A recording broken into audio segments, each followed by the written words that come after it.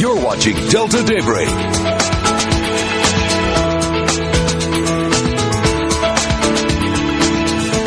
Welcome back to Delta Daybreak. Your time right now is 6:15. I'm here with Ike Trotter for this Financial Friday. Welcome. Good morning to you. Good morning. And a happy July 4th coming up. And a happy July 4th to you as well. I bet you're looking forward to the long holiday weekend. I don't mind it at all. I like it. Well, good. Well, you know, we have something on hand this morning that will affect pretty much everyone. Yeah. Parents, kids, students, all of the above.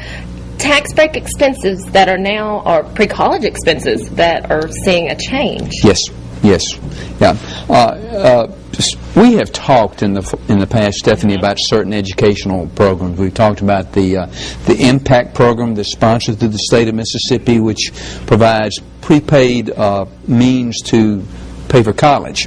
There are certain programs that have been around for several years. Probably the most well-known has been the Coverdell Education Savings Account. And that account's been around since the 1990s, and it's been a means for average families to put aside money into an account. The growth of those monies, the earnings on them, if they're withdrawn for educational purposes, there's no tax to them. Now, up until this point, they've been able to draw out this money at any point in time between kindergarten up through college. Exactly. Now, Coverdell program, obviously, the main emphasis is that it is a college plan. Right.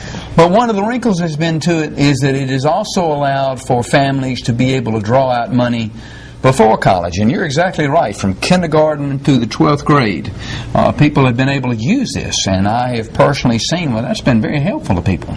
But what's happened now is, as of at the end of this year, after the end of this year, if someone withdraws money for expenses before college, that money will not only be taxable to them, the earnings will, but there'll also be an additional 10% penalty to it. So what Uncle Sam's doing is kind of slapping you on the wrist there if you withdraw that money out before you go to college. Another thing that they're doing is that they're also reducing back the amount that you could contribute into a Coverdell program. Really? Now, it used to be, and incidentally, Stephanie, Coverdells used to be called education IRAs. They changed them back in the late 1990s. It was named for a Senator Paul Coverdell, who was a real advocate of this program. They changed it to Coverdell Education Savings Programs. The program was allowed to be where you could put $2,000 per year per child in this account. It used to be only $500, but as of the end of this year, after January 1st of next year, it's going back to $500 a year. So it went from $500 to $2,000, now back to $500. Right. In 2001, they moved it to $2,000 a year. Now in 2011, unless something changes, it's going to go back to $500 a year. And my point to that is that educational expenses, as we've talked about, both on and off the air, are going up rather than going down. Why do that now? But that's not my place to say. Do you have any suggestions maybe for parents on another account or something that they can open or something that they can do? I really like the Impact, the prepaid program through the state of Mississippi. I think it's a great deal. It's reciprocal to other states. That helps well. Probably you'll see more families set up these uniform gift to minor accounts where they can put money into an account, and it's pretty simple. The requirements for drawing the money out aren't as difficult to go through. But this is going to change in some manner the landscape of educational programs. Now, Washington, D.C. usually comes up with some pretty good programs to change this, but this has been a good program. I'm disappointed to see this change come about right now, because in our own practice we've seen how beneficial Coverdell plans have been for families, because education costs are just through the roof. Yeah. Have you heard any worries from anyone that you know, any of your clients, anyone that you work with? You know, this really hit me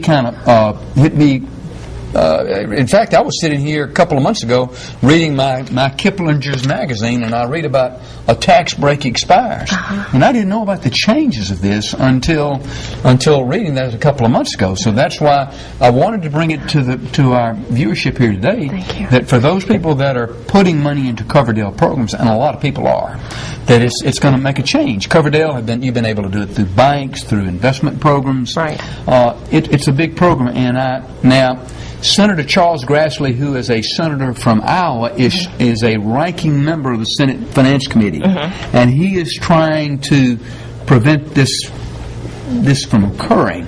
But so far, nothing has gone from that. So we shall have to see what will happen. Finishing up with inflation. Yes.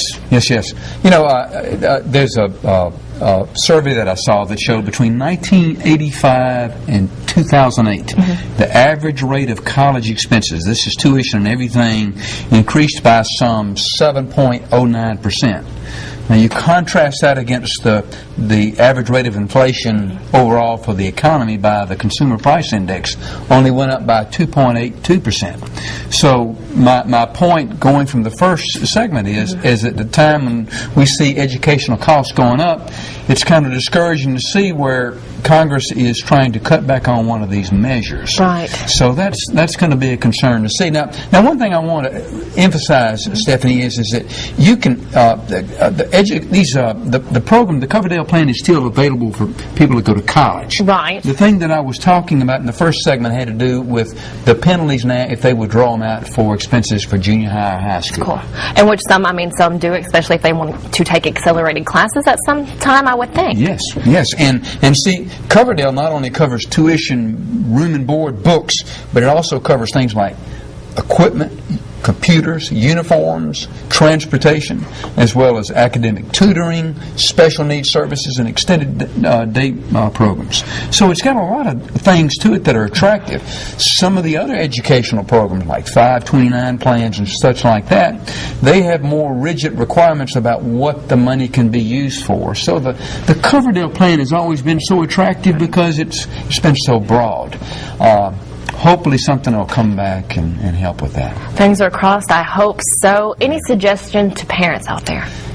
Just keep trying. Just keep trying. We talked about the impact plan. I think that's very attractive. 529 programs are available, and we can talk about that sometime about way to go. But it's just we're going to need to see some leadership from Washington D.C. on what to do with educational programs, because it's so needed and it's so helpful to so many families, particularly Delta families. You're right. Okay. Well, lastly, real quick, where can they go to find out more information?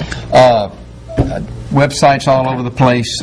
Concerning the changes of this rule, I would say contact your congressman. Fantastic. Thank you so much. We really did enjoy this morning. Always enjoy Financial Fridays with you, and I appreciate it. And we'll be right back after break.